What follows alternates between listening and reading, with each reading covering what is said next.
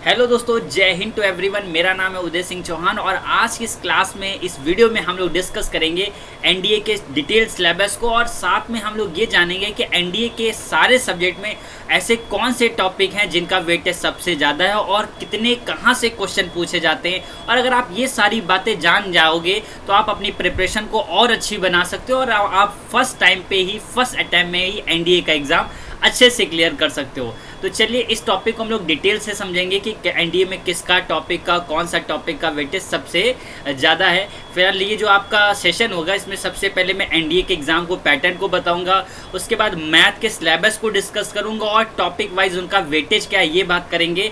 फिर जीएटी का सिलेबस जो है उसको कंप्लीट जानेंगे और उसमें किसका कितना वेटेज है, कहाँ से कितने क्वेश्चन आते हैं, कितने मार्क्स के आते हैं वो जानेंगे और आपको बाद में रिव्यू और रेटिंग, अगर आपको ये वीडियो अच्छा लगेगा तो आप अपना रिव्यू और रेटिंग देंगे। चलिए स्टार्ट करते हैं। सबसे पहले अगर हम लोग एनडीए के एग्ज़ाम पैटर्न की बात करें, जो हमारा एनडीए का एग्ज़ाम होता है वो एक्चुअल में ऑफलाइन एग्ज़ाम होता है ना, और इसमें आपके दो पेपर होते हैं, एक होता है पेपर 1 और एक होता है पेपर 2। जो पेपर 1 होता है उसमें केवल आपका मैथमेटिक्स होता है और जो आपका पेपर 2 होता है उसमें आपका जनरल एबिलिटी टेस्ट यानी जीईटी होता है। अगर पेपर 1 यानी मैथमेटिक्स की बात करूँ तो टोटल इसके 120 क्वेश्चन होते हैं, है ना, और हर एक क्वेश्चन 2.5 नंबर का यानी 2.5 मार्क्स का होता है। अगर हम लोग टोटल मार्क्स कैलकुलेट करें तो आपको टोटल 300 नंबर का यानी 300 नंबर का केवल मैथ्स होता है, जिसको आपको 150 मिनट में सॉल्व करना होता है। फिर उसके बाद आपके 150 क्वेश्चन, 150 क्वेश्चन जो होते हैं वो किसके होते हैं, जीएटी के होते हैं, और इसमें हर एक क्वेश्चन 4 नंबर का होता है, यानी टोटल पेपर आपका जीएटी का 600 नंबर का होता है और इसको भी करने के लिए आपको 150 मिनट मिलते हैं।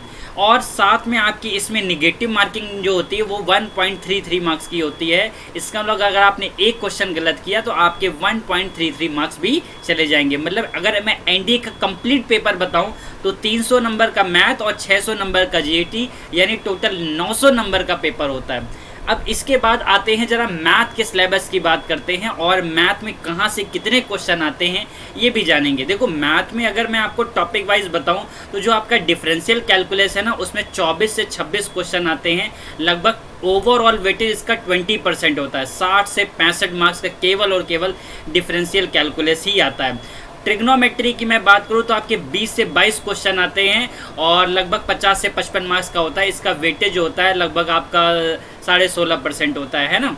अलजेब्रा की मैं बात करूँ तो आपका अलजेब्रा में भी 20 से 22 क्वेश्चन आते हैं, 50 से 55 मार्क्स का, और इसका भी वेटेज आपका 16.5% का होता है। इसके साथ आपके स्टैटिक्स और प्रोबेबिलिटी यानी प्रायिकता भी आती है। 10 से 12 क्वेश्चन आपको इसको देखने को मिल जाएंगे। टोटल 25 से 30 मार्क्स का आपका ये टॉपिक होता है। लगभग इसका वेटेज आप कह सकते हो 8.25 से 8.5% होता है। वेक्टर अलजेब्रा की अगर मैं बात करूँ तो 8 से 10 इसके क्वेश्चन आते हैं, 20 से 25 मार्क्स के, लगभग आपका 6.5% का इसका वेटेज होता है।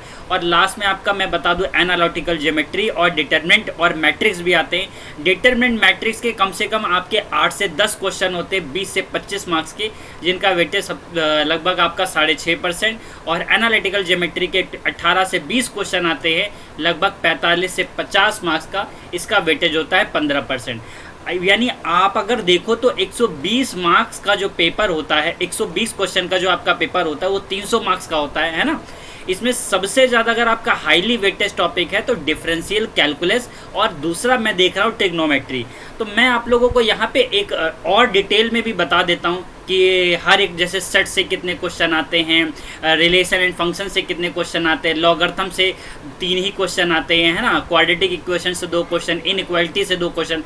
अगर आप यहाँ पे देखो तो ट्रिग्नोमेट्री के 12 क्वेश्चन और इन्वर्स ट्रिग्नोमेट्री के 10 क्वेश्चन, 12, 10, 22, मतलब ये वो टॉपिक है जो थोड़ा हाईली वेटेज है। और अगर आप यहाँ से देखेंगे जैसे इंटीग्रेशन, लिमिट्स क्या और continuity, application of derivative, application of integral, ये मैं आपको ऑलरेडी पीछे बताया कि जो हमारा क्या कहते हैं इंटीग्रल कैलकुलस है उसका वेटेज बहुत ज़्यादा होता है।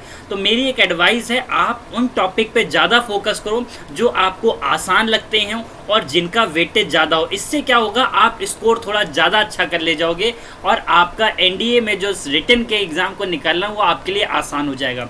तो ये मैं आपको जो पीडीएफ है मैं आपको अपने Telegram GK by Uday sir में दे दूंगा, जिससे आप जो है इसको अपने घर में या अपने पास कहीं निकाल करके इसको देखते रहें और उसी हिसाब से अपनी एक प्रिपरेशन का शेड्यूल बना करके अच्छे से एग्ज़ाम की तैयारी शुरू कर दें।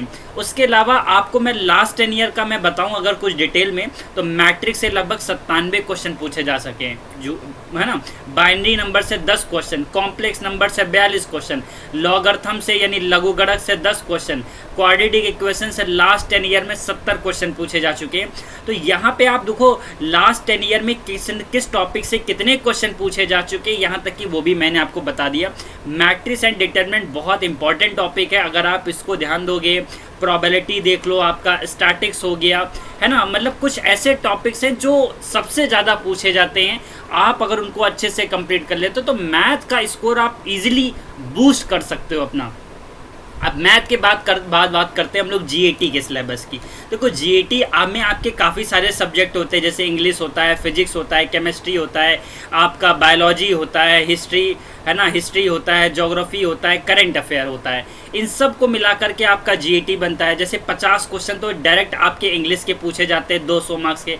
ओवरऑल अगर मैं जीएटी के सिलेबस में बात करूँ तो इंग्लिश का वेटेज डायरेक्ट 33% होता है, फिजिक्स का वेटेज आपका 16.5% होता है, 23 से 25 क्वेश्चन मतलब टोटल पूछे जाते हैं, है ना। केमिस्ट्री की मैं बात करूँ तो केमिस्ट्री के 13 से 15 क्वेश्चन होते हैं, है ना, 60 मार्क्स का, 10% इसका वेटेज होता है। बायोलॉजी के 8 से 10 क्वेश्चन होते हैं, है ना, 40 मार्क्स के लगभग 6.5% वेटेज होता है। और हिस्ट्री की अगर मैं बात करूँ 18 से 20 क्वेश्चन आते हैं, 80 मार्क्स के, लगभग 13.5% के आसपास इसका वेटेज होता है। ज्योग्राफी की मैं बात करूँ तो ज्योग्राफी का 18 से 20 क्वेश्चन आपके आते हैं और इसका भी वेटेज आपका 13.5% के आसपास होता है।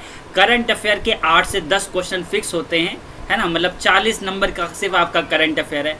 टोटल अगर आप कैलकुलेट करोगे तो 150 क्वेश्चन जो होते हैं वो 600 मार्क्स के होते हैं, है ना। मैं अगर कहता हूँ कि अगर आपने इंग्लिश को बहुत अच्छे से प्रिपेयर कर लिया, हिस्ट्री, ज्योग्राफी, करंट अफेयर को बहुत अच्छे से प्रिपेयर कर लिया, तो आपको साइंस पढ़ने की ज़रूरत नहीं है ना, जो साइंस बैकग्राउंड से नहीं है।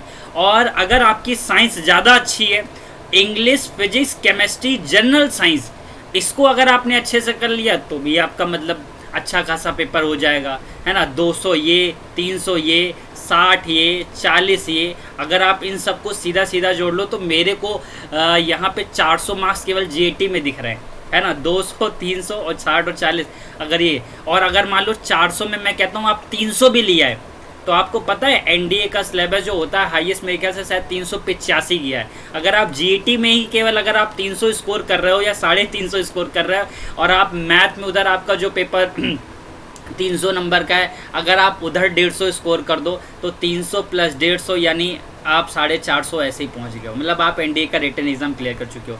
तो आपको एक बेहतरीन स्ट्रैटेजी बनानी पड़ेगी और अगर आप नहीं बना पा रहे तो आप नीचे कमेंट सेक्शन में कमेंट कर दीजिएगा सर कि एक फुल स्ट्रैटेजी एनडीए को कैसे क्लियर करे, वो आप वीडियो बना दो तो मैं आपके सामने वो बिल्कुल फुल प्लान लेकर के आ जाऊँगा।